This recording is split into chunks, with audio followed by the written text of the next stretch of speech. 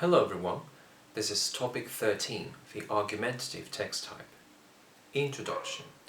A key component within communicative competence, which is the acknowledged aim of all language instruction, is pragmatic competence, which among other things includes mastery of discourse and the identification of culturally specific scripts and situations. Moreover, it should not be forgotten that a text is central to any act of linguistic communication. A text may be defined as any passage, whether spoken or written, of whatever length which forms a unified whole. It's also a semantic unit and a unit of language in use. One of the main characteristics of a text is to have texture, which is mainly achieved through cohesion and which may be defined as the semantic integration among its parts. Along with cohesion, another text-centered notion is coherence, which concerns the way in which the concept and relations underlying the surface text are mutually accessible and relevant. Rhetorical modes, also known as modes of discourse, describe the variety, conventions and purposes of the major kinds of writing. There are 6 main text types, and here they are. However, the boundary between these text types is not clear-cut because they're not mutually exclusive and indeed frequently overlap. The argumentative text. Argumentation is the operation of justifying one opinion through reasoning with the aim of changing the opinion of another person or of merely defending our own ideas. In other words, it's a form of rational discourse whose purpose is to prove the validity of an idea or point of view by presenting sound reasoning, discussion and argument. In short, the illocutory force of this type of text is to justify, while its perlocutory force is to change the addressee's opinion, regarding the subject of course, or even to take some kind of action. The clearest examples of an argumentative text would be discussions, advertisements, and information pamphlets. This text type is easily confused with expository texts, since expositive writing also provides the addressee with new information. However, whereas an expository text aims at clarifying and providing information, the aim of an argumentative text is to convince. Structure of argumentative texts. As for the structural aspects of argumentative texts, one has to bear in mind that the structure of the content is highly determined by the communicative intention of the addresser. Every argumentative text has at least 2 fundamental elements that are always present. One of them is the thesis and the other one is the argumentative body. The thesis is not to be confused with the topic or theme. The thesis is the fundamental idea we want to defend and argue for. It can appear at the beginning or at the end of the text, although it can also remain in the abstract.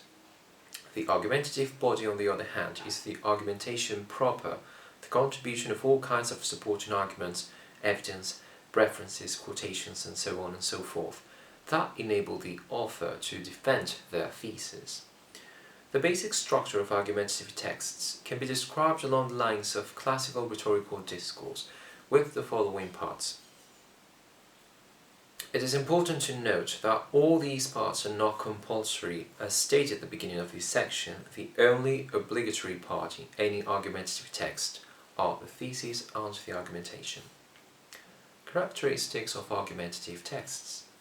The text is organized according to the logical relationships between its constituent parts. It consists of a reasoning process which takes a preliminary premise leading to a final conclusion.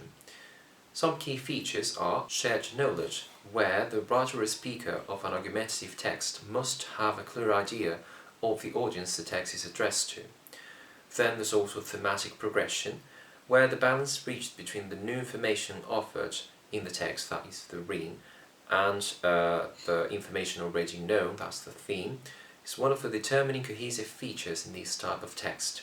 Then the sublinguistic features, which help to organize the information in a hierarchical way. We can also find coherence and effective influence. The argument protocol. The stages in the so-called argument protocol are as follows. Organizational patterns of argumentative texts. First of all, there's pro and con organization. Reasons both for and against the argument are provided in order to strengthen the conclusion.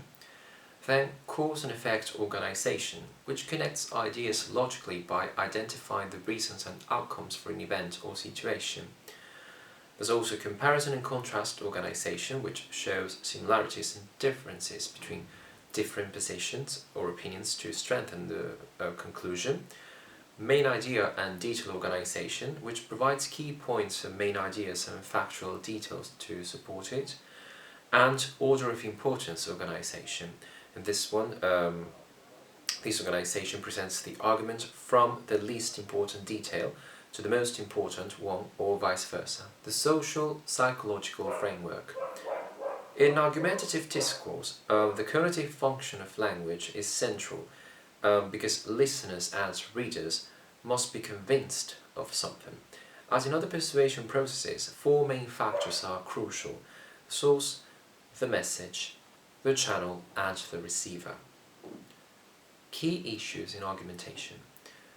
The first one would be identifying and understanding the presentation of an argument. The second one would be identifying the conclusion and the premises from which that conclusion is derived. Then establishing the burden of proof, that means determining who made the initial claim and is therefore responsible for providing evidence. And last but not least, the evaluation of the argument. In conclusion, students need to be presented with and encouraged to produce different types of text. By exploring natural language used in authentic environments, learners gain a greater appreciation and understanding of the discourse patterns associated with a given event, as well as the social-linguistic factors that contribute to linguistic variation across settings and contexts. In the concrete case of the argumentative text type, it will allow students to become acquainted with different ways to use language to defend their views and, if possible, convince the audience. Moreover, they will learn how to organize their ideas clearly and express them in words following the organizational patterns typical of argumentative texts. The presentation of differing views and opinions will also be of great help for the students in improving their communicative skills. In short, students need to be able to distinguish the different genres, know what the purpose in reading or writing them is, and therefore know what to select. This will allow them to have some knowledge of what to expect when they read, or what they should be aiming at when they write. Thank you so much for watching. Feel free to check out the other topics, like, comment, subscribe, whatever, and I'll see you in the next one.